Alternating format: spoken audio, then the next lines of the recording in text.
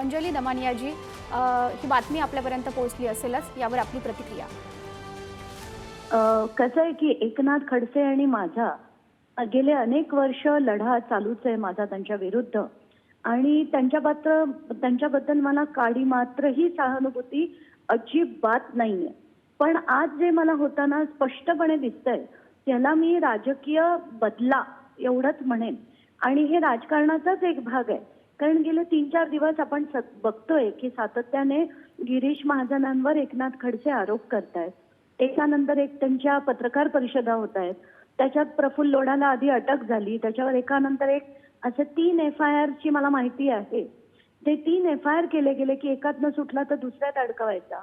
ते होत आहे की नाही. तर आता ही जी माहिती आज बाहेर आली आहे, एक तर रेव्ह पार्टी, याला हे रेव्ह पार्टी कोणी नाव दिलं आणि अख्ख्या मीडिया पुढे हे रेव्ह पार्टी म्हणून का आलं ते पहिला प्रश्न. कारण खरं रेव्ह पार्टीचा अर्थ असा असतो की खूप मोठ्या प्रमाणात जर नाच गाणी चालू असली आणि त्याचा साऊंड इफेक्ट खूप मोठा असला, तिथे ड्रग्ज अमुक तमुक सगळ्याचं सेवन होत असेल तर त्याला रेव्ह पार्टी म्हटलं जातं. पण अशा गोष्टींना रेव्ह पार्टी म्हणणं हे, आणि हे नाव कुठून आलं ते मला कळत नाहीये. आणि जर त्यांनी दोषी असतील आणि तिथे खरोखर ड्रग्ज असतील तर प्रांजल खेवलकर यांना नक्कीच त्याची शिक्षा होईल. पण एवढ्या जणांना अटक झाली, त्याच्यातल्या एकाच माणसाचं नाव बाहेर येणं, मला हे राजकारणाचाच एक भाग वाटतं, दुसरं काय. आणि मी पुन्हा सांगते, काडी मात्रही मला त्या खडसेंबद्दल सहानुभूती नाहीये, पण जे योग्य आहे तेच मांडणं माझं कर्तव्य आहे, म्हणून मी हे स्पष्टपणे तुम्हाला सांगत आहे. नक्कीच. आपण जसं की आत्ताच उल्लेख केलेला आहे की कुठेतरी आरोप प्रत्यारोप आणि अडकवण्याचा सुद्धा प्रयत्न केल्याचा प्रकार पाहायला मिळतोय. आणि दुसरं म्हणजे जसं की फक्त एकाच व्यक्तीचं नाव समोर आलेलं आहे, इतरांची नावं समोर आल्याचं आपल्याला दिसत नाहीये. नाही, आणि एवढंच नाही तर मला असं वाटतंय की ह्या व्यक्तीचं काही राजकारणाशी संबंधच नाहीये, मग त्याचं नाव उगाचच अडकवणं. आता रोहिणी खडसेंविरुद्ध तुम्हाला जे बोलायचंय बोला, एकनाथ खडसेंविरुद्ध जे बोलायचंय बोला, पण जो व्यक्ती राजकारणात नाहीये तर घरच्यांना सुद्धा त्याच्यात आणून अडकवणं आणि त्रास देणं हे मला कुठेतरी चुकीचं वाटतंय, आणि हे खरंच आता हे बास केलं पाहिजे. नक्कीच. धन्यवाद आपण दिलेल्या सविस्तर प्रतिक्रियेसाठी. तर ज्या ठिकाणी ही पार्टी झालेली होती त्या ठिकाणाहून आमचे प्रतिनिधी बालाजी पोद्दार यांनी आढावा घेतलेला आहे. बालाजी, त्या ठिकाणी जी पार्टी झालेली आहे या संदर्भामध्ये अधिकची काय माहिती आहे, तसंच या जी पार्टी झालेली आहे त्याचा मुख्य सूत्रधार कोण आहे, कोणत्या कलमाअंतर्गत कारवाई करण्यात आलेली आहे, काय अधिकची माहिती आहे? बालाजी, मी आपल्याला थोडंसं थांबवते. आपल्यासोबत भाजप नेते प्रवीण दरेकर जोडले गेलेले आहेत. प्रवीणजी, ही बातमी आपल्यापर्यंत पोहोचली असेलच, यावर आपली पहिली प्रतिक्रिया. दुर्दैवी आहे जे लोक नाकाने त्या ठिकाणी टेंबा मिरवतात, त्यांच्या जावयाच्या बाबतीत रेवपाटीत सापडणं हे अत्यंत दुर्दैवी आहे.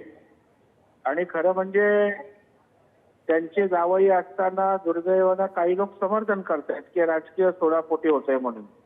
आता राजकीय सोडापोटी काय कोण रेव पार्टीला जायला सांगतं का? त्याच्यामुळे मला वाटतं आपण यातना मनोवृत्ती किंवा नीतिमत्ता जे ज्याला बोलतो ते त्या ठिकाणी राहत नाही, आणि त्यामुळे हे अत्यंत दुर्दैवी आहे. आणि त्याच्यामुळे खडसे साहेबांचा जो पंपकपणा आहे तो या निमित्तानं महाराष्ट्रातल्या जनतेसमोर त्या ठिकाणी उघड झालेला आहे. प्रवीणजी, खरं तर या प्रकरणामध्ये आता आणखी तपास होईल, सखोल माहिती समोर येईलच. मात्र जसं की ज्या पद्धतीने या अडकवण्याचा प्रयत्न केला जातोय असं बोललं जातंय, यावर आपली प्रतिक्रिया. मला वाटतं हेच दुर्दैवी आहे. अडकवलं का? तर रेव पार्टीला गेले होते का? तर गेले होते. सहभागी झाले होते का? झाले होते. याच्यात सूड भावना येते कुठे? म्हणजे आम्ही सांगितलं का रेव पार्टीला जा? मला वाटतं झाल्यावर त्या कृत्याचा आपण तर आपल्या स्वतःला लाज वाटली पाहिजे. सूड भावना राजकीय असा त्याला मुलामा लावणं हे मला वाटतं अत्यंत दुर्दैवी. प्रवीणजी, धन्यवाद आपण दिलेल्या प्रतिक्रियेसाठी.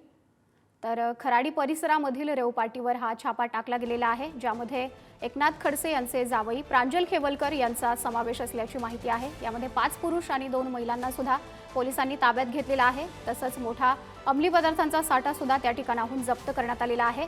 पुण्यामधील खराडी हा परिसर उच्चभ्रू आहे, IT पार्क परिसर आहे आणि त्या ठिकाणामधीलच एका फ्लॅटमध्ये ही पार्टी सुरू होती आणि या पार्टीमधूनच मोठा अंमली पदार्थांचा साठा जप्त करण्यात आलेला आहे। मोठी पोलिसांनी कारवाई केलेली आहे। गेल्या काही दिवसांपासून पुणे पोलिसांकडून अंमली पदार्थ विरोधी कारवाई केली जाते आणि त्याच कारवाई अंतर्गत ही कारवाई केल्याचं सुद्धा समजतंय।